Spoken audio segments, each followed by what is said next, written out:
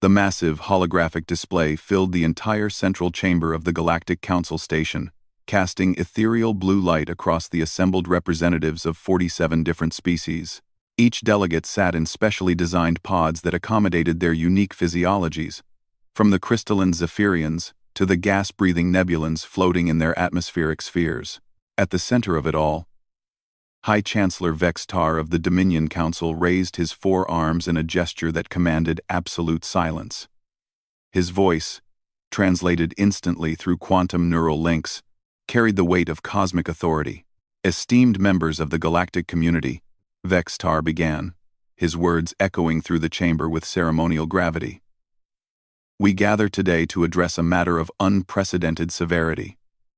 The Kethmoran Empire has issued an ultimatum to all civilized worlds. A collective shiver ran through the assembly. The Kethmoran Empire was legendary throughout the galaxy, not for benevolence, but for their ruthless efficiency in warfare. They possessed technology that made stars tremble, fleets that could darken entire solar systems, and a military doctrine that had never known defeat in over 10,000 years of expansion. Delegate Thysis Ara of the Aquatic Collective's tentacles writhed nervously. What are their demands, High Chancellor?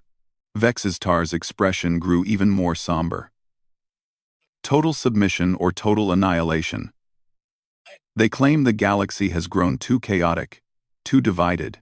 They offer what they call the peace of unity under their rule, or they promise to cleanse what they consider inferior civilizations. The chamber erupted in panicked chittering, electronic pulses, and harmonic vibrations, as each species expressed distress in their own way. The Kethmoran Empire was known to make good on their threats. Their technological superiority was absolute. Their warriors were bred for nothing but conquest. Their ships could manipulate space-time itself. How long do we have? Asked Ambassador Quintel of the Silicon Confederacy, her crystalline form refracting the chamber's light into anxious rainbows. 72 standard galactic cycles. Vextar replied. They demand a response from every known civilization. Submit and be incorporated into their empire, or face complete destruction. The mathematical certainty of their situation settled over the assembly like a funeral shroud. Every strategic analysis, every tactical simulation, every possible military scenario had been run countless times by the galaxy's greatest military minds. The conclusion was always the same. No known force could stand against the Kethmoran Empire. That's when the human delegation's response arrived. The communication came through standard diplomatic channels, bearing the simple heading, United Earth Response to Galactic Crisis. What followed was so unexpected, so utterly contrary to every logical reaction, that it caused High Chancellor Vextar to pause mid-sentence during his continued address. Ambassador Sarah Chen, representing humanity, had sent a brief message that was now being projected for all to see. Her image appeared on the central display, a middle-aged woman with graying hair and laugh lines around her eyes. She was sitting in what appeared to be a simple office, not the grand diplomatic chambers most species preferred for official communications. Greetings, fellow members of the Galactic Council, Sarah began, her tone remarkably casual given the circumstances. We've received the information about the Kethmoran ultimatum. After careful consideration, Earth's response is as follows. The chamber held its collective breath. Sarah's expression shifted, and something that could only be described as a grin spread across her face. Not a smile of diplomacy or forced pleasantry, but a genuine grin that carried undertones of anticipation, even excitement. We decline to submit, she said simply. Furthermore, we extend an invitation to any species willing to stand with us. Earth will be hosting what we're calling a strategy session in 60 standard cycles. All are welcome. The recording ended, leaving the chamber in stunned silence. High Chancellor Vextar stared at the empty display where Sarah's image had been. Did she just... He began, then trailed off, unable to finish the sentence. Ambassador Quintel's crystalline form pulsed with confused patterns. Did the humans not understand the situation? The Kethmoran Empire has conquered over 3,000 civilizations. They possess weapons that can destabilize star systems. Delegate Thysis Ara's tentacles performed an agitated dance. Perhaps their translation systems malfunctioned? Surely they couldn't comprehend the true scope of what they're facing. But High Chancellor Vextar was studying something on his personal display, his expression growing increasingly perplexed. I'm reviewing humanity's response patterns from the last 200 years since they joined the galactic community, he said slowly. This is consistent with their historical behavior. When the plays hard fiver please didayable, and our satistage will be, will be, will be, will be, will be, will be, will be, will be, will. The assembly leaned forward, or performed their species' equivalent gesture of attention. When the Plague World's crisis erupted, every species evacuated the affected systems. Humans volunteered to go in and help with medical aid. When the cosmic storm threatened shipping lanes, all civilized traffic was rerouted. Humans flew directly through it to maintain emergency supply runs. When the void entities emerged from dark space, military protocols called for retreat and containment. Humans. He paused, checking his data again. Humans requested permission to go say hello. Ambassador Korthresh of the warrior clans, a species renowned for their combat prowess, snorted derisively. Humans are either the bravest species in the galaxy, or the most foolish. Perhaps both. There's something else, Vextar continued, his voice taking on a thoughtful tone. In every crisis humanity has faced alongside the galactic community, their initial response has been unconventional. Yet somehow, they consistently achieve outcomes that exceed all projections. The chamber buzzed with conversation as delegates shared their own experiences with humanity. The humans had a reputation for being pleasant, diplomatic, and surprisingly helpful in galactic affairs. But they also had a reputation for approaching problems from angles that other species found baffling. Remember the quantum cascade incident at Proxima 7? Asked Ambassador Quintel. Every physicist in the galaxy said it was impossible to stabilize. The humans sent a team of what they called engineers, who fixed it by treating it like a plumbing problem. Or the meditation wars, added Delegate Thisacera. Two species fighting a psychic conflict for centuries. Humans ended it by teaching both sides something called rock music, and suggesting they have what they called a battle of the bands instead. High Chancellor Vextar raised a hand for silence. The question before us is whether humanity's response represents hope or delusion. Are they offering a genuine alternative to submission?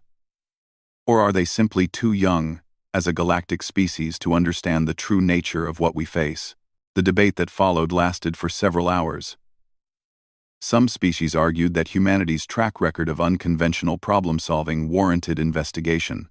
Others maintained that the Kethmoran Empire was fundamentally different from any challenge the galaxy had previously faced. Finally, Ambassador Korthresh of the warrior clans stood, his massive form imposing even among the diverse assembly. I have fought beside humans in 3 separate conflicts, he announced. They are unusual.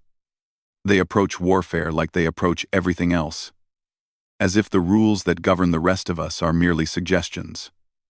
The chamber waited for him to continue. I will attend their strategy session, Korthresh declared. Not because I believe they can defeat the Kethmoran Empire, but because I have learned never to underestimate human capacity for surprise. If nothing else, I am curious to see what impossible plan they will propose. His declaration sparked a wave of discussion. The warrior clans were among the most militarily respected species in the galaxy. If they were willing to at least listen to human strategy, perhaps there was merit in considering it. One by one, other delegates began to express cautious interest. Not necessarily commitment to resistance, but willingness to hear what humanity had in mind. As the session concluded, High Chancellor Vextar found himself staring at the communication logs from Earth. The humans had been characteristically brief in their response, but something about that grin in Ambassador Chen's recorded message haunted him. It wasn't the expression of someone facing hopeless odds. It was the expression of someone who knew something others didn't. In the depths of space, aboard the flagship of the Kethmoran Empire, Supreme War Commander Thraknol reviewed the intelligence reports from the galactic response to their ultimatum. Species after species was submitting. As expected, the mathematical certainty of their technological superiority made resistance illogical. But one response stood out among the sea of capitulations. "Show me this humanity file again," Throcknell ordered his intelligence officer. The data scrolled past. A relatively young spacefaring species, modest technological development, small fleet, limited territorial holdings. By every measurable standard, they posed no threat to Kethmaran dominance. Yet they declined submission, Throcknell mused. Curious. His intelligence officer shifted nervously. "Shall we prioritize their system for early conquest, Supreme Commander? To make an example?" Throcknell considered this. In 10,000 years of galactic expansion, the Kethmaran Empire had encountered many species. Some submitted immediately, recognizing the futility of resistance. Some fought bravely but conventionally, following predictable military doctrines that made their defeat inevitable. But very few species simply grinned and invited others to a strategy session. No, Throcknell decided. Let them have their meeting. I want to observe what they believe they can accomplish. It may provide useful data about the final stages of galactic integration. The wheels of cosmic war began to turn, but in an old warehouse on Earth's surface, something entirely unexpected was taking shape. Sarah Chen stood before a collection of the most unlikely military advisors the galaxy had ever seen. Retired engineers who had rebuilt civilizations, grandmothers who had raised 17 children, former competitive chess players, science fiction writers, and a significant number of people whose only apparent qualification was that they had survived what others considered impossible situations. "Okay, people," Sarah began, her grin even wider now. "We've got 72 cycles to figure out how to deal with an unstoppable galactic empire. Anyone have any ideas?" The discussion that followed would have baffled military strategists across the galaxy. They talked about everything except traditional warfare. They discussed psychology, anthropology, chaos theory, and something called aggressive hospitality that seemed to involve overwhelming opponents with unexpected kindness.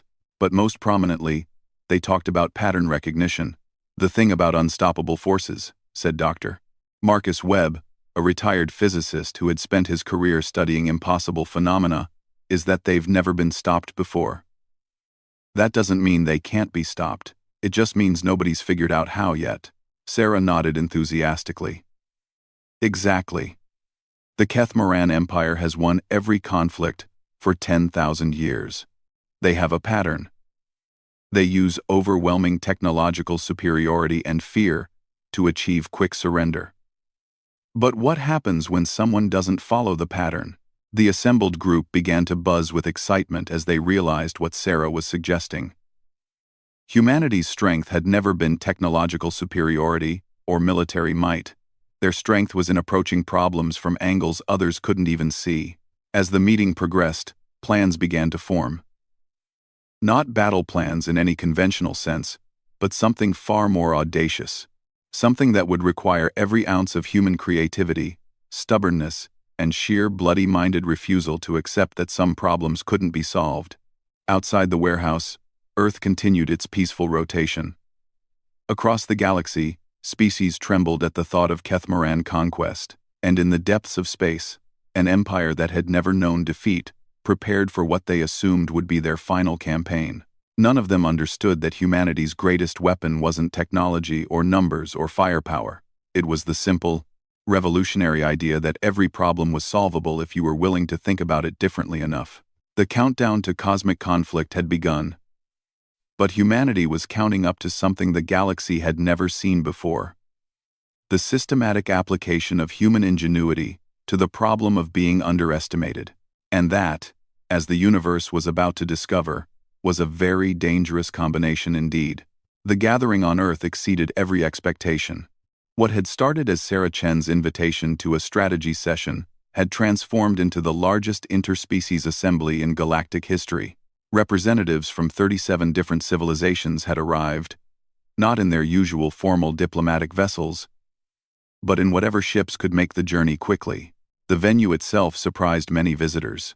Instead of a grand conference center or military installation, humanity had chosen to host the gathering at what they called the Global Solutions Campus, a sprawling complex that looked more like a university than a war-planning facility. Gardens dotted the landscape between buildings, and humans walked casually between sessions, many carrying what appeared to be hot beverages in ceramic containers. Ambassador Korthresh of the warrior clans found himself in a uniquely uncomfortable position. He had never attended a military planning session that included recreational areas and what humans called food trucks. The cognitive dissonance was significant. "This is highly irregular," muttered Ambassador Quintel, her crystalline form reflecting the morning sunlight as she observed human children playing in a nearby park. "Are they not taking this seriously?" Dr. Elena Vasquez, serving as the human liaison, overheard the comment and smiled warmly. "Oh, we're taking it very seriously. We've just learned that our best thinking happens when we're not trying too hard to think. Would you like some coffee? It helps with the process." The formal sessions began in what humans called the Collaboration Amphitheater, a circular space designed to encourage interaction rather than hierarchy. Sarah Chen stood at the center, but the space was arranged so that every participant could see and be seen by every other participant. "Thank you all for coming," Sarah began, her now familiar grin evident as she looked around the diverse assembly. "Before we start, I want to address something that's probably bothering many of you. You're wondering if we humans have some secret superweapon, some hidden technological advancement that gives us confidence against the Kethmaran Empire." Murmurs of agreement rippled through the gathered delegates. "We don't," Sarah said simply. "We have no secret weapons. Our technology is exactly what you think it is. Our fleet is exactly as small as your intelligence reports indicate. By every conventional measure, we should be terrified." The murmurs grew louder, some expressing confusion, others concern. "But here's the thing," Sarah continued, her voice carrying a note of genuine enthusiasm. "Humans have a saying. If you find yourself in a fair fight, you've already made a tactical error.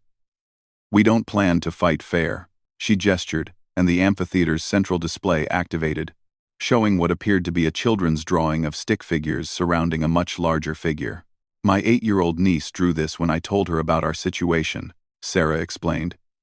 "She titled it, 'How to Beat a Bully.'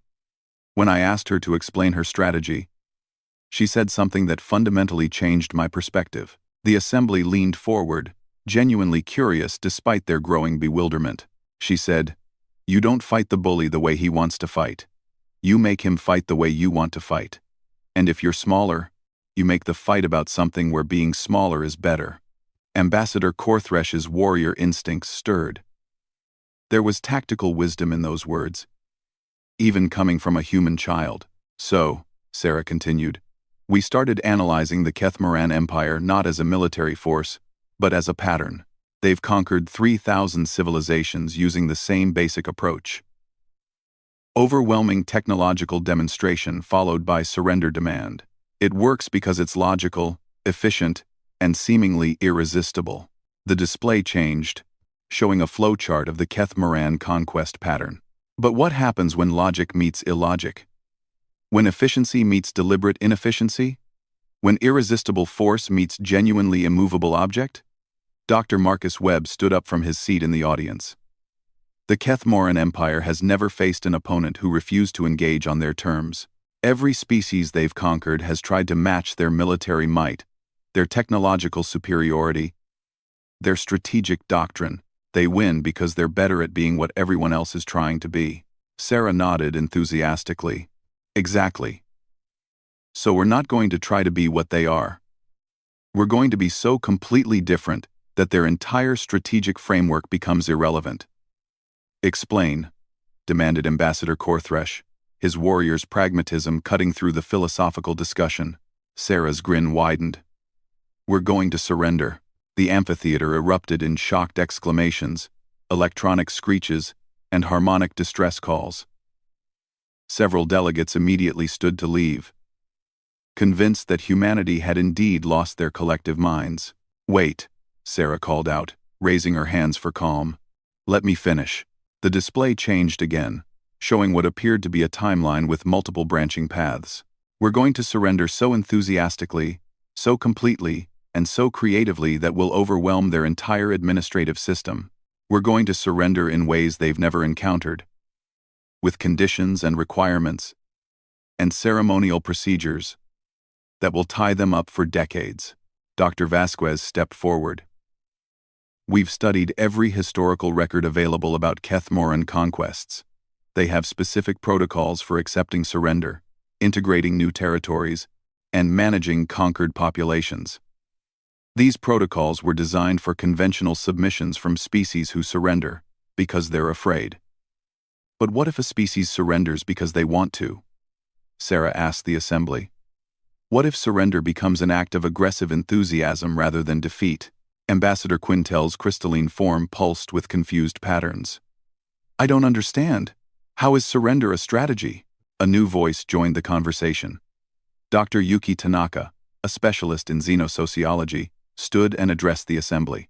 The Kethmoran Empire's strength comes from their predictable efficiency. They've optimized their conquest procedures over 10,000 years. But optimization requires stable parameters. If you introduce chaos into their system, their efficiency becomes a liability. She gestured, and the display showed a complex organizational chart of the Kethmoran administrative structure. They have specific departments for dealing with conquered territories: population management, resource extraction, cultural integration, industrial reorganization. All of these departments are designed to handle frightened, demoralized populations who submit because they have no choice. Dr. Tanaka paused for effect. They have no protocols for dealing with populations who surrender joyfully and then immediately volunteer for everything. Understanding began to dawn on some of the more flexible minds in the assembly. You're talking about bureaucratic warfare, said Delegate Thisizara, her tentacles performing what might have been an expression of grudging respect. Partially, Sarah agreed. But it's bigger than that. We're talking about cognitive warfare. We're going to be so fundamentally different from anything they've encountered that they won't be able to process us using their existing frameworks. The display changed again, showing what appeared to be a complex decision tree with hundreds of branching possibilities. Here's what we know about Kethmoran psychology from our analysis of their historical patterns. Dr. Webb continued. They're intensely logical, highly hierarchical, and completely committed to efficiency. These traits have made them unstoppable because they allow for perfect coordination and resource utilization. But those same traits create vulnerabilities, added Dr. Vasquez. Rigid hierarchies have trouble adapting to unexpected inputs. Perfect efficiency breaks down when faced with perfect inefficiency, and logical systems can be paralyzed by sufficiently creative illogic. Ambassador Korthresh was beginning to see the outline of something unprecedented. You're proposing to weaponize chaos. Not just chaos, Sarah corrected. Specifically human chaos.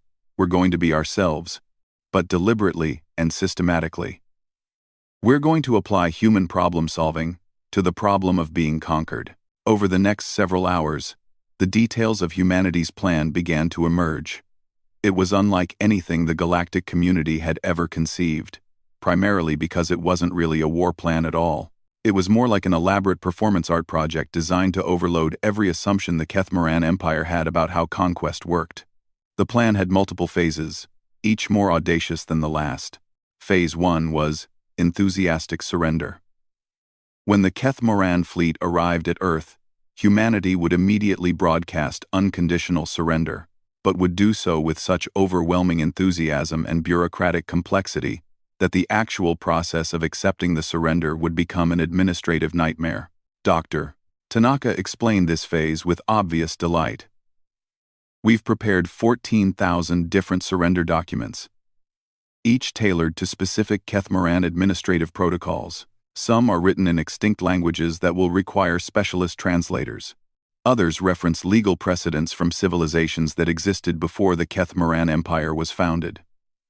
Several are formatted as poetry, and a few are presented as interpretive dance.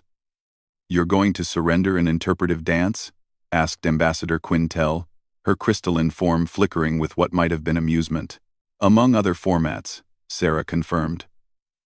We've also prepared surrender ceremonies for every possible cultural variation we could research.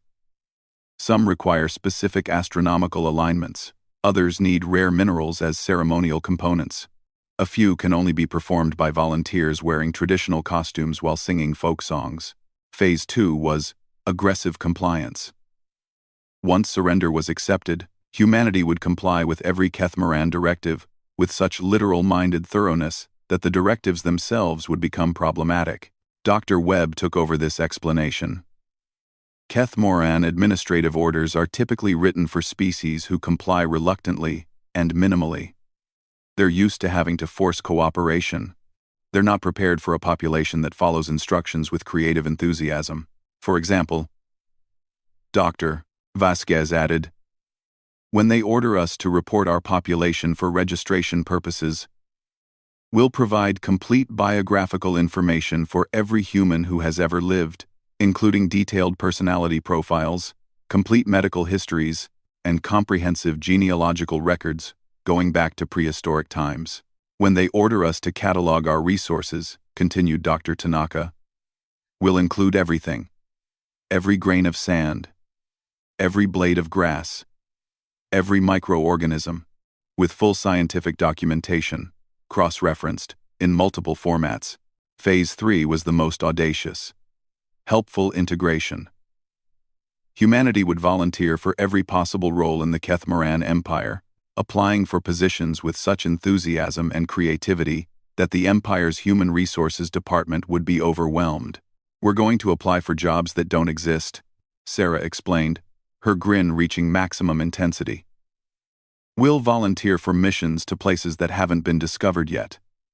We'll submit improvement suggestions for every aspect of their technology, culture, and administrative procedures. We'll offer to reorganize their entire governmental structure to make it more efficient. But the centerpiece, added Dr. Webb, is that we're going to treat the conquest as the beginning of a beautiful friendship. We're going to be so genuinely excited to be part of the Kethmaran Empire that they won't know how to handle us. Ambassador Korthresh listened to all of this with growing amazement. It was the most insane military strategy he had ever encountered. And yet there was a terrible logic to it. This is either brilliant or completely mad, he declared. Why not both? Sarah replied cheerfully. The assembled delegates spent the next 2 days working through the implications of humanity's plan. Species began to volunteer specific contributions based on their unique capabilities. The crystalline Zephyrians offered to help create confusion through their natural ability to refract communication signals. The warrior clans volunteered to surrender with such elaborate military ceremony that the process would take months. The aquatic collective offered to submit documentation in liquid form that could only be read underwater. But perhaps most importantly, the delegates began to understand something fundamental about humans that they had never fully grasped before. Humanity's greatest strength wasn't their technology or their intelligence or their adaptability, though they possessed all of those traits. Their greatest strength was their absolute refusal to accept that any situation was hopeless, as long as they were still breathing and capable of creative thought. As the strategy session concluded, Ambassador Korthresh found himself in private conversation with Sarah Chen. You understand, he said seriously, that even if this works, even if you somehow confuse the Kethmaran Empire into paralysis, they still possess the firepower to destroy worlds. If they become frustrated enough, they might simply annihilate Earth rather than deal with you. Sarah's expression grew thoughtful, though her confidence never wavered. That's true. But here's the thing about patterns, Ambassador. Once you break them, you can't predict what comes next. The Kethmaran Empire has never faced a situation like this before. They've never had to make a decision about whether to destroy a planet full of eager collaborators who are causing problems through excessive cooperation. She paused, looking out at the garden where human children continued to play, oblivious to the cosmic forces gathering around them. And here's something else about humans that you should understand, she continued. We've never encountered a problem that we couldn't make more complicated. If the Kethmaran Empire wants to conquer us, they're going to have to do it on our terms, using our methods, playing by our rules. And our rules are very, very different from theirs. As the delegates prepared to return to their home systems, each carrying detailed plans for their part in humanity's unprecedented strategy. Word was already spreading throughout the galaxy, not through official channels, but through the informal networks that connected civilizations. Trader routes, academic exchanges, cultural missions. The message was simple and unprecedented. Humanity had found a way to fight the Keth Moran Empire that didn't involve fighting at all. Meanwhile, in the depths of space, Supreme War Commander Throcknull reviewed the intelligence reports from the gathering on Earth with growing bewilderment. His analysts had provided detailed recordings of the human strategy sessions, but the intelligence made so little sense that he suspected translation errors. They're planning to surrender enthusiastically? He asked his chief intelligence officer, for the third time. That appears to be accurate. Supreme Commander. They've prepared extensive documentation and ceremonial procedures for the process. Throcknull stared at the data streams scrolling past his command display. In 10,000 years of conquest, the Keth Moran Empire had never encountered anything remotely like this situation. Initiate full strategic analysis, he ordered. I want to understand what they're really planning. But as the Empire's greatest strategic minds began to analyze humanity's approach, they discovered something disturbing. There was no hidden strategy to uncover. Humanity really was planning to surrender enthusiastically and then cooperate so aggressively that cooperation itself became a weapon. For the first time in 10 millennia, the Keth Moran Empire faced an opponent they couldn't categorize, couldn't predict, and couldn't understand. The countdown to cosmic conflict continued, but the nature of that conflict was about to change in ways that would reshape the galaxy's understanding of warfare, diplomacy, and the infinite creativity of species who refused to accept that some battles couldn't be won through thinking differently enough.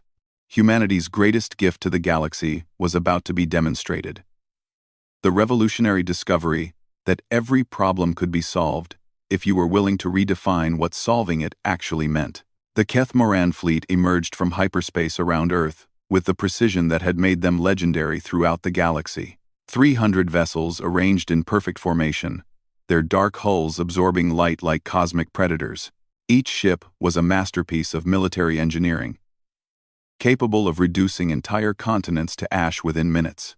Supreme War Commander Throcknull stood on the bridge of the flagship Dominance Eternal, surveying the small blue world that had somehow become the center of galactic attention. His tactical displays showed exactly what intelligence had predicted. A modest human fleet, vastly outnumbered, with technology centuries behind Keth Moran standards. This should be simple, he murmured to himself. Then opened a communication channel. Human vessels, you are hereby ordered to stand down and prepare for planetary occupation. Resistance is futile. Surrender is your only option for survival. The response came immediately, broadcast on every possible frequency with such enthusiasm that it temporarily overloaded the Keth Moran communication systems. Oh my goodness, yes! Came the excited voice of Ambassador Sarah Chen. We surrender. We absolutely, completely, totally surrender. We've been waiting for this moment. Thank you so much for choosing Earth for conquest. We are absolutely honored and thrilled to be part of the mighty Keth Moran Empire. Throcknull blinked, momentarily stunned by the sheer exuberance in the human's voice. We have 14,000 different surrender documents prepared, Sarah continued with obvious delight. Would you prefer them organized alphabetically by category, chronologically by historical precedent, or thematically by cultural significance? Also, we've prepared 17 different surrender ceremonies. The traditional one takes about 3 days and requires a choir of 10,000 volunteers singing traditional folk songs while wearing historically accurate costumes. We've also got express options if you're in a hurry, but honestly, the full ceremony is really quite beautiful. The communication continued for 17 minutes without pause, covering surrender logistics, integration protocols, volunteer schedules, and something called a Welcome to Earth festival that apparently involved parades, traditional foods, and cultural exchange programs. Throcknull stared at his communication officer. Are they excited about being conquered? It appears so, Supreme Commander. They've also transmitted preliminary documentation for the surrender process. It's extensive. The word extensive proved to be a dramatic understatement. The initial document package contained 47 terabytes of information, cross-referenced and annotated, with embedded multimedia presentations explaining Earth's cultural context for each surrendering procedure. "Sir," reported the intelligence officer, "they've also requested our preferred format for the surrender. Apparently they have options ranging from traditional ceremonial surrender to what they call surrender karaoke, and something labeled interpretive surrender dance with optional audience participation." For 10,000 years, the Kethmaran Empire had perfected the process of accepting surrender. It typically took less than an hour. Terms dictated, submission acknowledged, occupation begun. Efficient, predictable, complete. But humanity had somehow turned surrender into an elaborate collaborative project. "Just accept their surrender," Thraknul ordered, hoping to bypass the complexity. "Standard terms. Standard procedures." "Acknowledged," came Sarah's enthusiastic response. "We're absolutely delighted to accept standard terms. We've taken the liberty of researching standard Kethmoran occupation procedures, and we have to say, you've really thought of everything.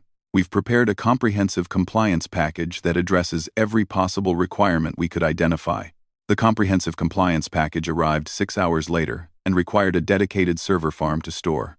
It included complete biographical information for every human being currently alive, historical records dating back to the development of writing, complete geological surveys of Earth including analysis of every significant mineral deposit, detailed ecosystem reports covering every known species, from blue whales to microorganisms, comprehensive cultural archives, with full documentation of human art, music, literature, and philosophy, and something called a comprehensive human instruction manual that explained how to best utilize human resources for maximum efficiency. But most problematically, it also included 17,000 volunteer applications for positions within the Kethmaran Empire. "They want to work for us?" Thraknul asked his staff, genuine bewilderment creeping into his voice. His administrative officer nodded weakly. "The applications cover every conceivable position, Supreme Commander. They've applied for roles in military service, technological research, cultural exchange, administrative support, entertainment services, and..." The officer paused, checking his display. "Something called Imperial Morale Enhancement, which appears to involve humans teaching other species recreational activities. But that's not the most concerning part," added the intelligence officer. "They've also submitted improvement suggestions." Thraknul felt something that might have been a headache beginning to form. "Improvement suggestions?" They've analyzed our conquest procedures and provided detailed recommendations for increased efficiency. They've also submitted proposals for technological upgrades, administrative reorganization, and what they call cultural optimization. Additionally, they've offered to share something called human management techniques that they claim will improve productivity across all conquered territories. The situation continued to deteriorate from there. Within 24 hours of accepting humanity's surrender, the Kethmaran administrative system was experiencing unprecedented strain. Every human compliance report generated 17 follow-up questions from human volunteers eager to ensure they were meeting expectations. The volunteer applications kept arriving, with humans applying for jobs that didn't exist, proposing new departments that might be needed, and offering to solve problems the Kethmaran Empire hadn't realized they had. Most problematically, humans had begun treating the conquest as an extended cultural exchange program. "Supreme Commander," reported the communication officer with barely controlled desperation, "the humans have invited the entire fleet to what they call a welcome party. They say it's traditional to celebrate new friendships with food, music, and what they term getting to know each other activities. They've also," continued the administrative officer, "submitted a formal request to establish what they call a Kethmaran Human Friendship Committee to ensure proper cultural integration and mutual understanding." Thraknul stared at his displays, watching as report after report flooded in from his increasingly bewildered staff. In 10,000 years of conquest, nothing like this had ever happened. The humans were complying with every directive, but their compliance was somehow more disruptive than resistance would have been. "Sir," called the tactical officer, "we're receiving a message from the Galactic Council. Multiple species are requesting permission to join the Earth occupation as cultural observers. They want to study the integration process." The message from High Chancellor Vextar was diplomatically worded but clear in its implications. The entire galaxy was watching Earth's occupation with fascination, and many species were expressing interest in similar cultural exchange conquests if the Kethmaran Empire was willing to consider alternative integration models. That's when Thraknul realized the true scope of what was happening. Humanity hadn't just surrendered enthusiastically. They had somehow transformed conquest into a collaborative cultural project, and somehow, impossibly, it was working. The reports from his ground forces were particularly bewildering. Human civilians were volunteering for relocation with such enthusiasm that the logistics became nightmarish. But instead of simply moving where directed, humans kept asking questions about their new homes. What was the local culture like? Were there educational opportunities? Could they bring traditional foods to share? Would their new neighbors be interested in learning human recreational activities? "They're treating forced relocation like they're going on vacation," reported Ground Commander Vex Cole with obvious confusion. "They keep asking about tourist attractions and local customs. Some of them have packed what they call friendship gifts for species they haven't met yet. But the most disruptive element was humanity's approach to work assignments. Dr. Elena Vasquez had been assigned to the Kethmoran Research Division, where she was supposed to provide basic technical support. Instead, she had submitted 47 different proposals for improving Kethmoran technology using what she called hybrid human-alien engineering approaches. Her suggestions were creative, technically sound, and completely outside established Kethmoran protocols. Dr. Marcus Webb, assigned to resource management, had reorganized his entire department's workflow to what he called human-friendly efficiency standards, and had somehow increased productivity by 30% while making the work environment, in his words, more fun for everyone.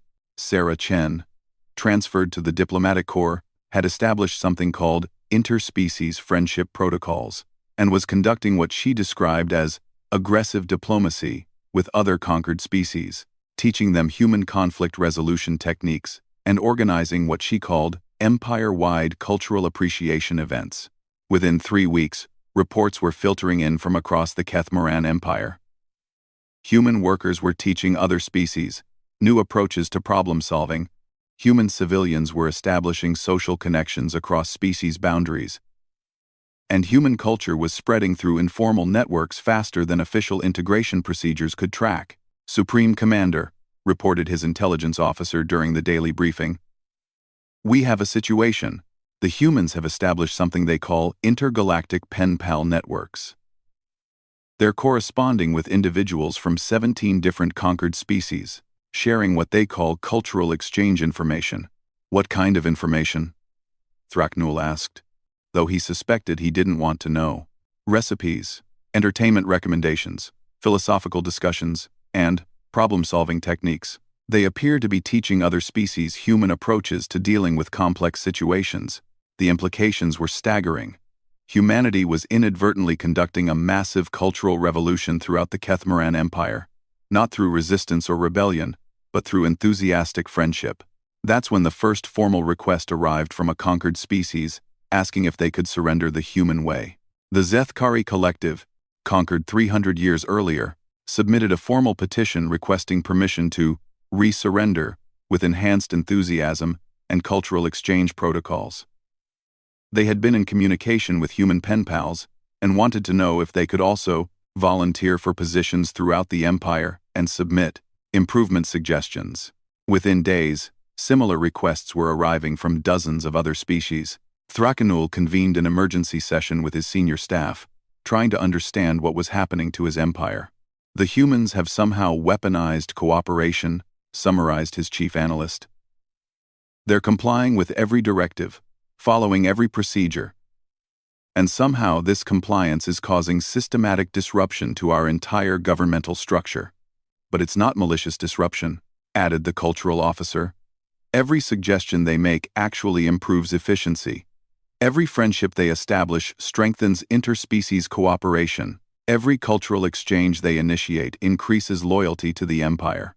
Thraknul studied the data streams flowing across his displays.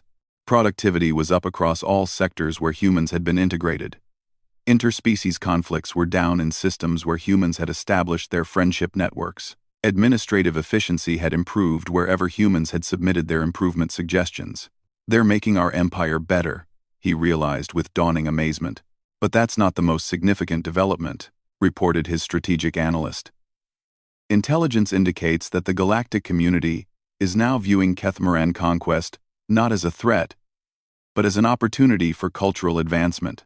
12 additional species have submitted formal requests to be conquered, specifically requesting human-style integration procedures. For the first time in 10 millennia, the Kethmaran Empire faced a completely unprecedented situation. They were becoming popular. Thraknul made a decision that would have been unthinkable 3 weeks earlier. He opened a direct communication channel to Sarah Chen. "Ambassador Chen," he began, "I need to understand something. Did your species plan this outcome?" Sarah's familiar grin filled the communication display.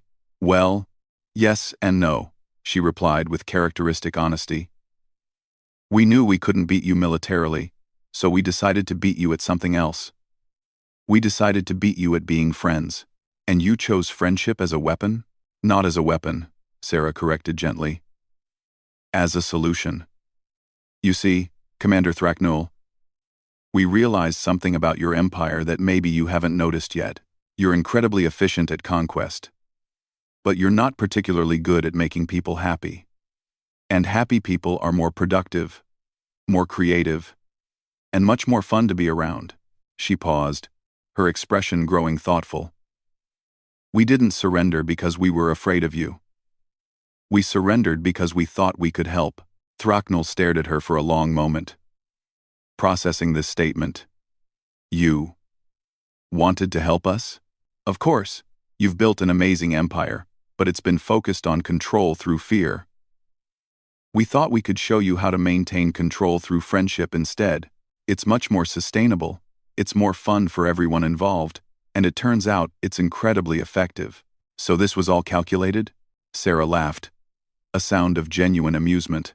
"Commander, the one thing about humans you need to understand is that our best plans are always at least 50% improvisation. We had the framework, but most of what happened was just humans being humans and making friends wherever we found ourselves. Over the following months, the transformation of the Kethmaran Empire became the most studied phenomenon in galactic history. Human integration techniques were adopted throughout conquered territories, not by mandate, but by request from species who had experienced the results firsthand. The Empire's productivity increased by 400%. Interspecies conflicts dropped to historic lows. Cultural exchange flourished. Scientific advancement accelerated as different species began collaborating using human-inspired problem-solving techniques. But perhaps most significantly, the Kethmaran Empire stopped expanding through conquest and began growing through voluntary membership applications. Standing on the observation deck of Dominance Eternal, now renamed Friendship Eternal, at the suggestion of the Interspecies Cooperation Committee, Thraknul watched as the latest group of human cultural ambassadors prepared to depart for newly integrated systems. "Commander," Sarah said, joining him at the viewport, "do you ever miss the old way of doing things?" Thraknul considered this seriously. "I miss the simplicity," he admitted. "But I prefer the results. Your species has taught us something we never understood before." "What's that?" "That the most powerful force in the universe isn't technology or military might. It's the ability to make someone genuinely glad to see you coming." Sarah grinned, looking out at the stars where dozens of species now worked together not because they were forced to, but because they had discovered that cooperation was more interesting than conflict. "You know what the best part is?" she said.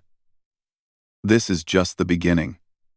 Wait until we teach you about birthday parties, talent shows, and competitive cooking."